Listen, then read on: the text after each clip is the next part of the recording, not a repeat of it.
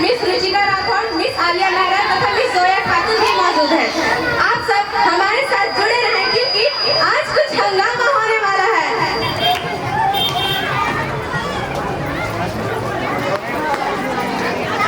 और वहीं से आपके साथ AI पावर्ड पर्सनल म्यूजिक लगता है नेताजी आ चुके हैं।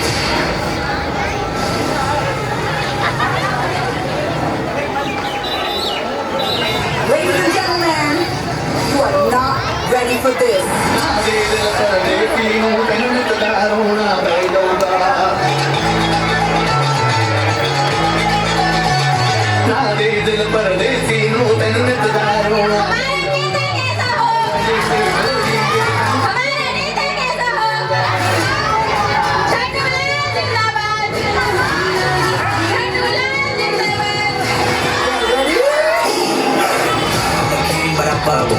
Call me a bad man, that's a fucking good thing. My sex went back when another man swings. So I make my mama proud when I get your hands ring. Father forgive me, I can forgive them. You know my history, and what I do now, a whole lot worse. Heavy is the head, it's a blessing and a curse.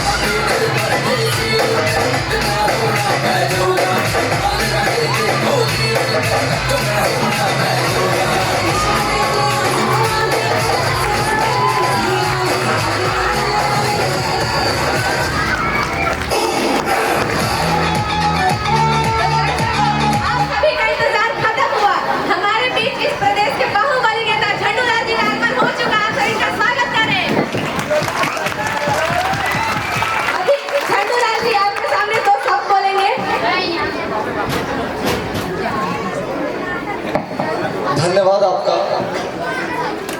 मेरे प्रिय भाइयों एवं उन सब की बहनों, मैं आपका नेता श्री झंडूलाल आप सबको ऑनलाइन प्रणाम करता। आप लोग ऑनलाइन सर, मैं आपके विश्वास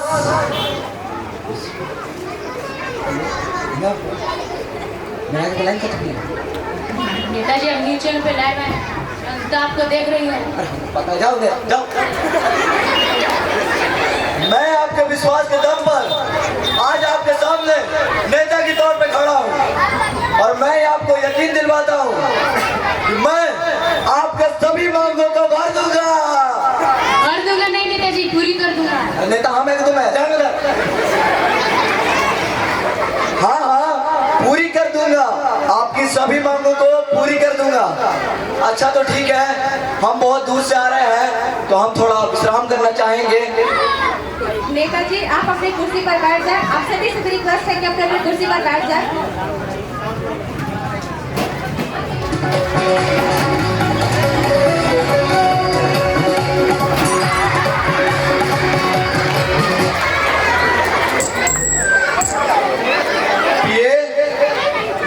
ध्यान किधर, जब मेरा नेता इधर है, उठाओ।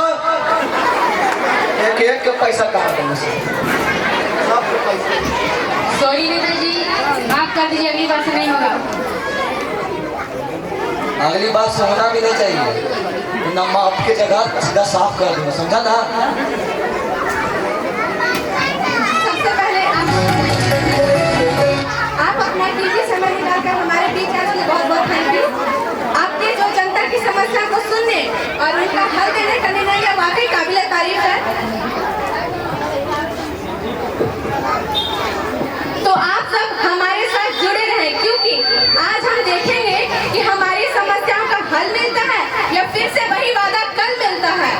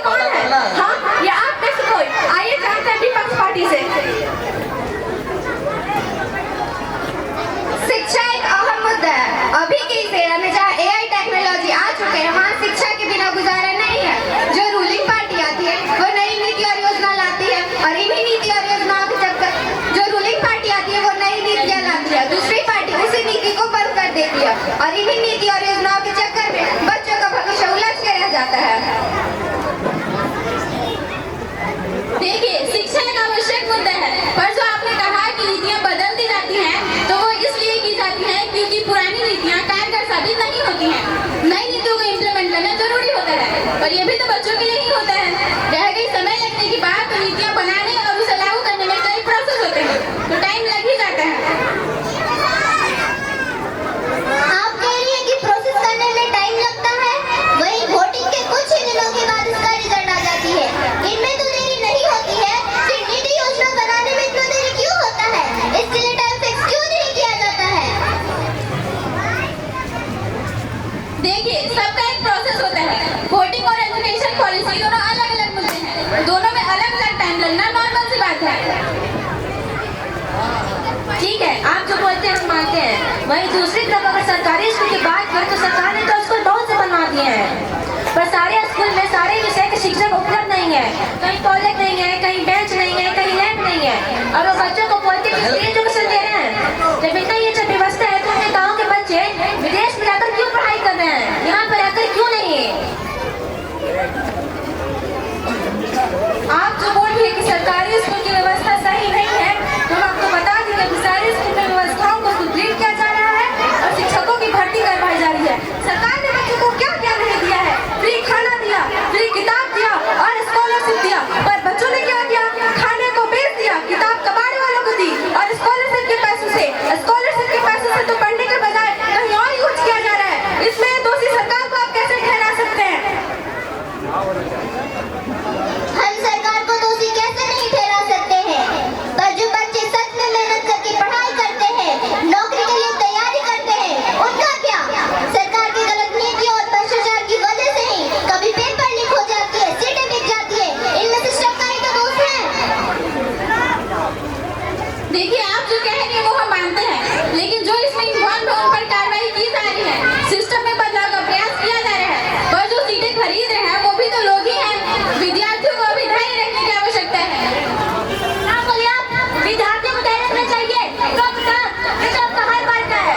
सरकार को इसे सख्त नियम लागू करना चाहिए, सख्त कार्रवाई करनी चाहिए, ताकि जो लोग सब काम कर रहे हैं वो इन कामों से डर सके। जैसे कि सरकार को दंड के रूप में उसे हमेशा देश सस्पेंड कर उस पे करोड़ों का चार्ज लगा सकती है। पेपर पढ़ने के बाद उसे पूरी तरह से गुप्त रखा जाए, बस कुछ ही लोगों के पास इसका एक्सेस हो, एग्जाम न होने तक इसका एक्सेस किसी को भी ना मिले। अब तो हमारी सरकार इतनी ज्यादा लापरवाह हो गई है कि पेपर का तो छोड़ो, उनका अपना भी ठिकाना नहीं है।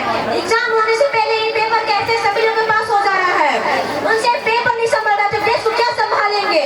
अब पानी सर से ऊपर जा चुका है, अब धैर्य रखने की बात बिल्कुल भी नहीं है। जब आपसे नहीं संभाल रहा है तो आप खुशी को छोड़िए। आपकी भी तो सरकार थी ना, आपकी सरकार ने क्या किया? आपकी सरकार ने तो प्रयास भी नहीं किया, तो हमारी सरकार प्रयास करिए। पहले की सरकार जागरूक नहीं है।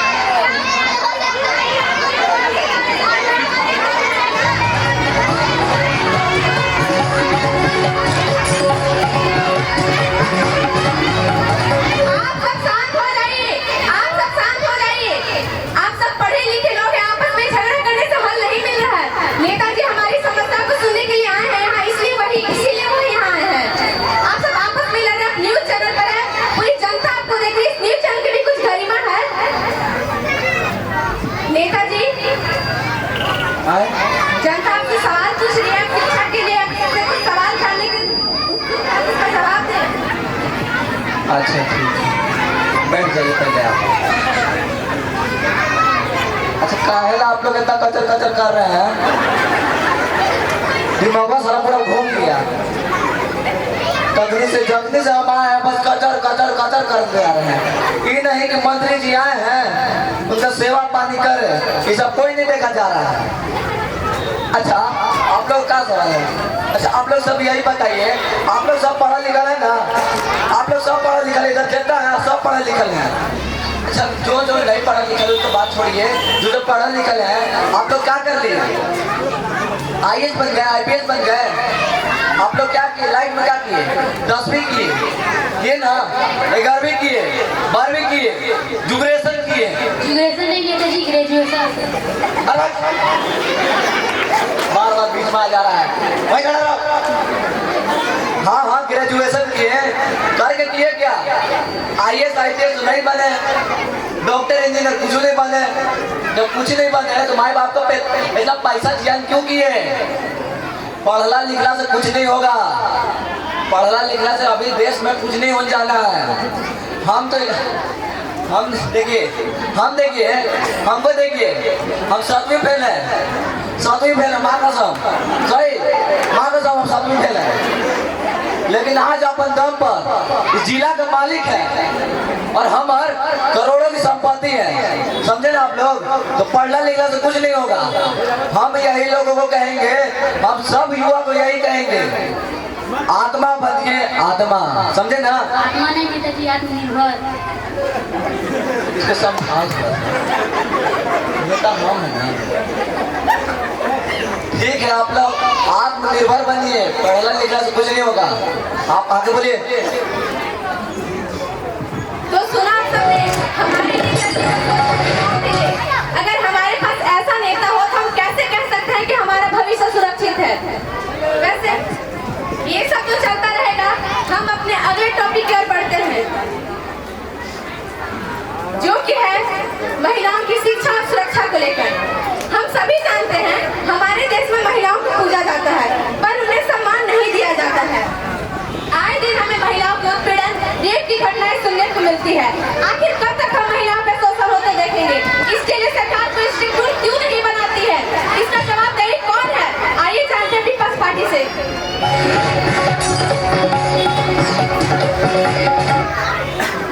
आप जो बोल रही हैं बेटियों की सुरक्षा वो कई हद तक सही है, क्योंकि जिस समाज में बेटियां सुरक्षित नहीं है वो समाज कभी विकसित हो ही नहीं सकता, और सरकार हर बार इस चीज में नाकाम हो रही है।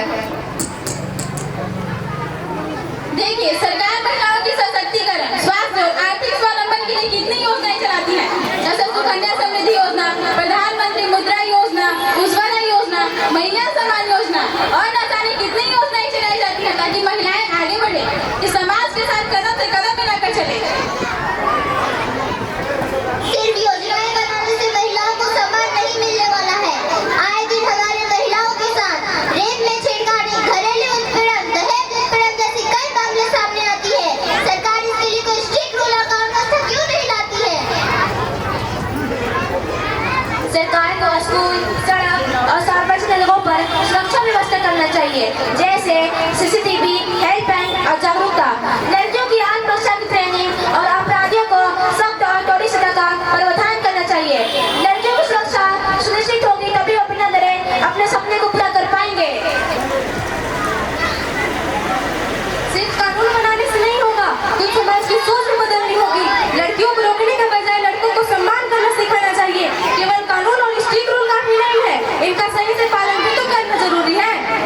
और सुरक्षा की बात आई तो सुरक्षा की जिम्मेदारी सिर्फ सरकार की नहीं है, बल्कि परिवार, स्कूल और पूरे समाज की भी है। इसमें सरकार को दोषी ठहराना सही नहीं होगा।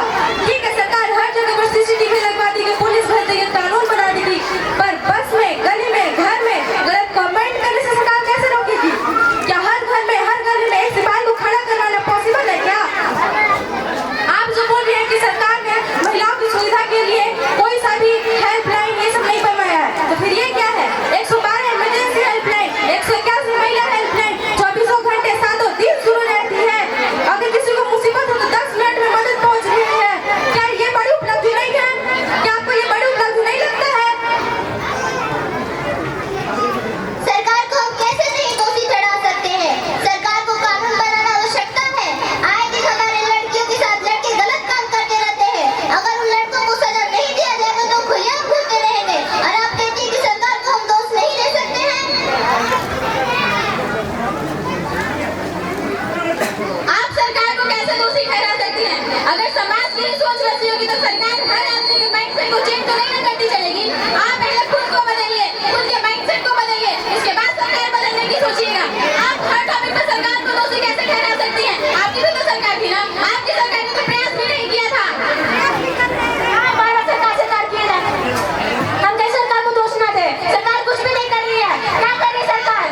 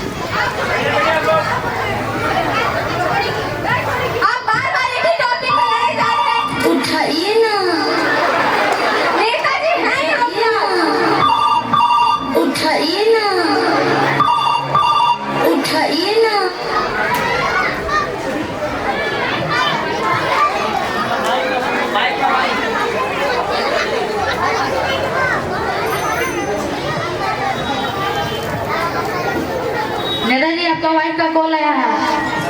ये कर पहली के दूसरी के पहली के ना यकीन से बोल रहे हैं ना ऐसे तो। हेलो हेलो हाँ फुलवंती है ना के? अरे देख जाके टीवी पर न्यूज चैनल पर लाइव आवे थी। अब देख देख जल्दी जाकर शर्ट पैंट सब बढ़िया दिखे थे ना सबके दे देना। हाँ अच्छा ठीक है। अच्छा एक तो बात बता इतना जरूरी वक्त पहले फोन कर ले है। अच्छा बेटिया यूएसए से पढ़ के आ गए। अच्छा अच्छा फैशन डिजाइनिंग सीख के लेना। अच्छा ठीक है जल्दी से सब झमेला खत्म करके आवे थी। अरे आग लेने देने के थोड़ा सा क्या बोला थे? अरे क्या उसको बोलते हैं इंटरव्यू देवे इंटरव्यू देवे आ गए थे। जल्दी से खत्म करके आ रहे हैं। ठीक है रखो। क्या होगा? महिलाओं की शिक्षा और सुरक्षा को लेकर जनता आपसे सवाल पूछ रही है। अच्छा ये ला कचर कर रहे हैं। अच्छा आप लोग बार बार कचर कहले करते हैं। आप लोग को न्यूज सुनाने का पैसा मिलता है कचर करने का। अच्छा एक तो बात आप लोग बताइए जब लड़का लोग के पढ़ लिखे कुछ नहीं हो रहा है तो लड़की लोग क्या कर लेगी? हाँ बताइए लड़का लोग कुछ नहीं करना पड़ा लड़की लोग क्या करेगी? अच्छा चलिए मान लेते लड़की लोग पढ़ लेती है बहुत लोग पढ़ लेती है। उसके बाद क्या करती है? IAS बन जाती है IPS बन जाती है डॉक्टर बनती है इंजीनियर बनती है नर्स बनती है यही सब बनती है। उसके बाद क्या होता है बताइए आप लोग क्या होता है? फिर तो शादी होता है शादी होने नहीं करता है। फिर उसके बाद ससुराल जाती है तो फिर तो ऑफिस कोई जाती नहीं है कोई नहीं जाती है। हमसे पूछे ना कोई नहीं जाती है। और जब नहीं जाती है और वहाँ भी जाके चूल्हा ही चौकी करना है तो पहले से चूल्हा चौकी करिए बस।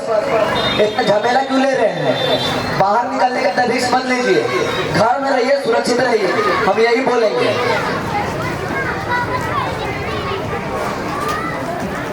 ठीक है नेताजी हम आपके बात से सहमत है। बस एक सवाल का जवाब दीजिए जब आपके हिसाब से बेटियां घर में रहेंगी सुरक्षित रहेंगी पढ़ लिख के करेंगे करना तो चूल्हा चौकी है तो ये बताइए कि आपकी बेटी घर से तो यूएसए में क्यों पढ़ रही है? उसको भी तो चूल्हा चौकी करना है। वो क्यों फैशन डिजाइनिंग सीख रही है? वहाँ भी वो ऑफिस तो खेलेगी नहीं वहाँ पर उसको करना चूल्हा चौकी भी शुरू से सीखेगी। ऐसा तो नहीं है कि आपकी बेटी अगर फैशन डिजाइनिंग कर सकती है तो हमारी बेटियां नहीं कर सकती है। या ये भी नहीं है कि आपकी बेटी है हमारी बेटी घर के काम करने वाली बाई तो है नहीं जो आपकी बेटी फैशन डिजाइनिंग सीखेगी हमारी बेटी चूल्हा चौकी सीखेगी। ऐसे नेता के लिए तो तालियां बजनी चाहिए।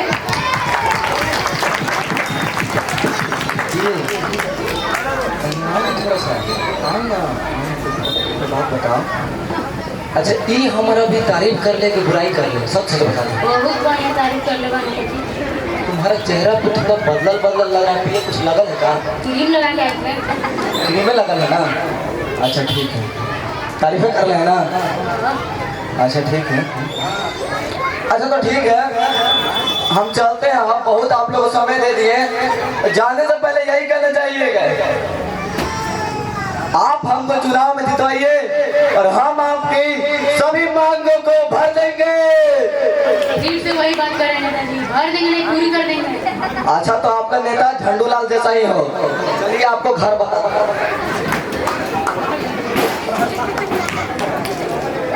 तो सुना आप सबने हमारे नेताजी का सोच।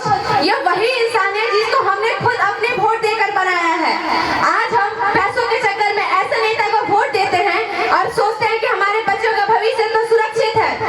हम आपको बता दें कि अगर ऐसा नेता रहेगा तो आपके बच्चों का भविष्य बिल्कुल भी सुरक्षित नहीं है।